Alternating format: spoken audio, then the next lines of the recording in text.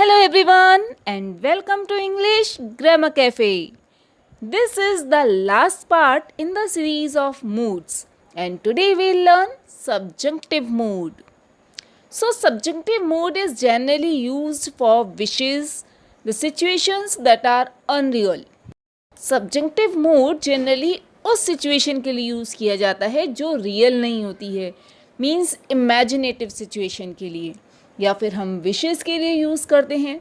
Now let's see what are the situations where we can use subjunctive mood. Number 1. Subjunctive mood occurs in certain traditional phrases where it expresses a wish or hope. Subjunctive mood कुछ traditional phrases में use किया जाता है जिसमें हम express करते हैं अपनी विश या hope. For example, if we say God bless you, so God bless you is a wish for others कि भगवान आपका भला करे. God bless you. God save the king, भगवान उस राजा को बचाए.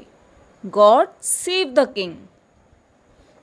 हेवन हेल्प अस मीन्स ईश्वर हमारी मदद करें. Heaven help us. So these all are wishes or we can say hopes. जब हम दूसरे के लिए विश करते हैं कि ऐसा हो. So here we use subjunctive mood. Situation number 2. Subjunctive mood is used after the verb wish to indicate a situation which is unreal. Subjunctive mood उस situation में यूज़ किया जाता है जहाँ situation unreal होती है, means imaginary. और subjective mood verb wish इसके बाद यूज़ किया जाता है. Confused? Let's see the example. I wish I knew his name, काश मैं उसका नाम जानती. आई wish I knew his name, but what is the fact? I am sorry I don't know his name, कि मुझे उसका नाम नहीं पता. That is the fact. But what I wish? I knew his name. I wish I knew his name. काश मैं उसका नाम जानती लेकिन मुझे नाम नहीं पता है.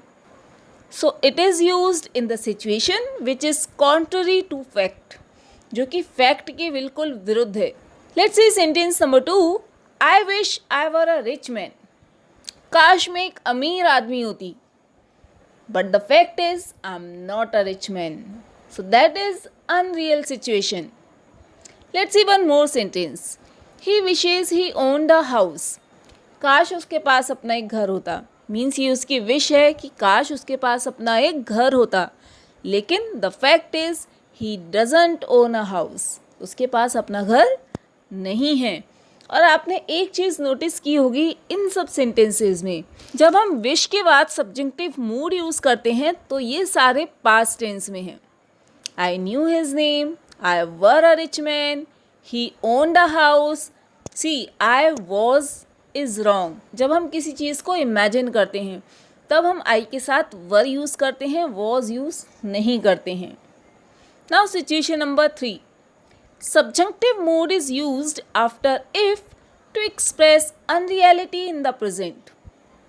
जब हम वर्तमान काल में कुछ अनरियलिटी दिखाना चाहते हैं, जब हम वर्तमान काल में कुछ इमेजिनेटिव दिखाना चाहते हैं वर्ड इफ़ के साथ, तब हम सब्जेक्टिव मूड यूज़ करते हैं. For example, if I were you I would not hurt the dog. यदि मैं तुम होती तो मैं इस डॉग को हर्ट नहीं करती. But I am not you, so it is just the imagination that if I were you, कि यदि मैं तुम होती, but I am not you. So this is subjective mood. And here again you can see I have used the past tense. Though the sentence is talking about the present, हम present के बारे में बात कर रहे हैं कि अगर मैं तुम होती तो मैं इस डॉग को हर्ट नहीं करती, लेकिन हम यूज़ कर रहे हैं पास्ट टेंस. क्यों? क्योंकि ये एक इमेजिनेटिव सेंटेंस है, that is not real. Let's see one more sentence. If I were rich I would donate a lot of money. यदि मैं अमीर होती तो मैं बहुत सारा पैसा डोनेट करती. So if I were rich, again it is imaginative sentence. I am not rich and I am not donating any money. It is just the imagination that if I were rich. Now let's see the next situation. Subjunctive mood is used after as if, as though to indicate unreality. Subjunctive mood use किया जाता है as if के बाद या as though के बाद भी. क्या शो करने के लिए? Again, unreality शो करने के लिए. Again, it is contrary to the fact. Let's see the examples. He orders me about as if I were a servant. Means वो मुझे ऐसे ऑर्डर करता है जैसे कि मैं उसकी नौकर हूँ, but I am not. So it is just the imagination as if I were his servant. And again I have used here past form, I were his servant. So whenever we use imaginative sentence which are not real, we use past tense. Let's see one more sentence. He talks as though he were a minister. वो ऐसे बातें करता है जैसे कि वो एक minister हो. अगेन हम बात कर रहे हैं प्रेजेंट की कि जैसे कि वो एक मिनिस्टर हो, लेकिन हम टेंस यूज़ करेंगे past because it is showing imagination just unreality. So he talks as though he were a minister. Now let's see the next situation. Subjunctive mood is used after it is time plus subject to show it is late. Means हम subjunctive mood use करते हैं after the phrase it is time. क्या करने के लिए? क्या दिखाने के लिए? ये बताने के लिए कि काफ़ी लेट हो चुका है. For example, it is time we started. Means बताओ ये समय हो गया है, अब हमने शुरू किया है. Means we are late to start. Let's see one more sentence. It is time you had finished your work. क्या ये समय है जब तुमने अपना काम ख़त्म किया है? Means you are late to finish the work.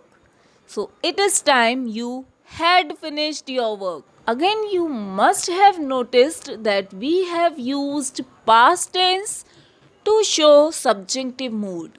So subjunctive mood is used for wishes, situations which are unreal. I hope subjunctive moods are clear to you. In the series of moods, we have covered all the 3 moods in 3 parts in 3 videos. If you have missed previous 2 videos of moods, not to worry. I have shared the link in the description box. You can catch it there. And if you like the video, don't forget to hit the like button. And if you haven't subscribed to my channel yet, subscribe it right now and hit the bell icon to get notification of each new video. Now let's meet in the next video. It's always lovely to see you here. Bye.